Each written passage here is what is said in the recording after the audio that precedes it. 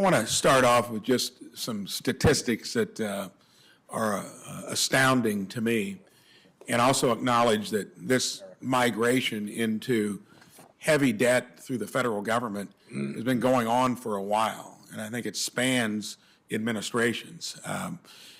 2000, we were roughly $5 trillion in debt. We put a couple wars on the credit card. By 2008, we were at $10 trillion in debt. 08 to 16, the Obama administration, we went from $10 trillion to $16 trillion. 2 years later, I get to the U.S. Senate. We've now structuralized trillion-dollar deficits annually, therefore $18 trillion in debt. In a little over 4 years, we've gone from $18 trillion in debt to $31 trillion in debt. And then a blueprint for success in this country puts us $51 trillion in debt by 2033. I don't know how that can be sold to the American public as a sustainable, healthy business plan. We had a conversation yesterday evening that you're assuming all of a sudden we can raise 19 to 20% in revenues, when historically, over 50 years, it's been 17.5%. And yes, you did cite for a few years back in the Clinton administration, we did raise close to that. But you're assuming that we can do that going further. I almost had the CBO recalculate how that last tax cut and Jobs Act was playing into the economy, and that was chump change compared to what we're doing now. Remember, that was a $1.5 trillion giveaway to the rich. Pre-COVID, it was actually paying for itself. Sooner or later, if you're going to try to raise revenues when it's above historical levels, it always comes with a price of lower economic activity. And how do you justify that we're then, as far out as you're going to see, spending money in the neighborhood of 24 to 25% of our GDP? This puts us into such lofty territory. The only country in recent history that's ever been there is Japan. We now distinguish ourselves as being the most indebted country of any in the world that's got a developed economy other than that of Japan. So I know in the real world things have got to be sustainable. I also know that politically everyone thinks you can do things differently here. I acknowledge that it's been on both sides of the aisle to date. I got a question in where I think you can probably save some money. I'd love to hear if there's any interest from your point of view. We got a broken healthcare system. It's way too high a percentage of our GDP.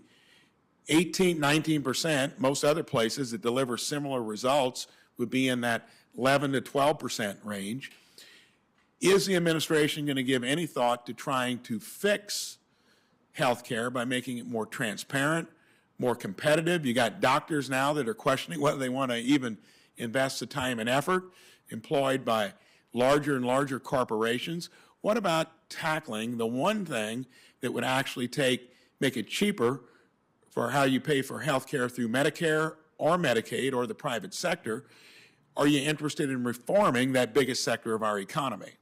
Absolutely, Senator. You see some of our proposals here, prescription drugs, for example, that not only saves money for seniors when we allow Medicare to negotiate, it actually saves the government about $160 billion to have more drugs in negotiation and to bring those negotiations forward. That's one of the proposals in this budget. But I don't think anyone would argue with you that the United States pays more as a percentage of health care than most other large economies in this. So you're going to try to use government to price control there, and sometimes when you operate your business like an unregulated utility, that's going to happen, and I think the healthcare industry is asking for that. What about pushing things like transparency, competition? There was an executive order from the Trump administration asking hospitals to be forthright on transparency and pricing. Are you trying to enforce that? That's already out there. To me, it seems like there's a lot of stuff that you could do other than using government to force it by trying to fix the healthcare industry from the bottom up. Before I run out of time, it looks like you're at least interested in maybe considering that.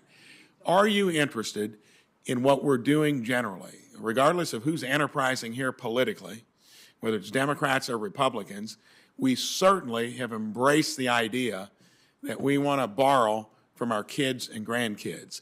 And you can do things like saying, real interest rates are kind of being looked at, the nominal interest rates that we're paying, and part of the kind of a debt and inflation bomb that was unleashed over the last 2-3 years, some of what we did bipartisan in trying to go after the CARES Act, that is going to come home to roost, and it is right now in our own banking system that's starting to show strain because you cannot inflate the economy. You're going to sooner or later find these weaknesses, and we're going through it. And it does boil down to the simple question, do we want to run this enterprise unlike any other place in this country? Do you think it makes sense to borrow money from our kids and grandkids for the latest and greatest idea that comes out of this place? That seems to be what you're doing here. Just give me a simple answer to that. Is it worth, it'd be like asking your kids at Thanksgiving, I want to put an addition on the house, I want to take a vacation, and I want you to pay for it. Senator, the president's budget's clear. He's going to ask the wealthiest, top 1%, large corporations, to begin to pay their fair share in order that we can continue to invest in the American people. Well, good luck with it, because it's never generated more than a 17.5% percentage on tax revenues as a percentage of our GDP over 50 years. Therefore, I think you're being dishonest with the American public. Thank you. Senator Merkley is up.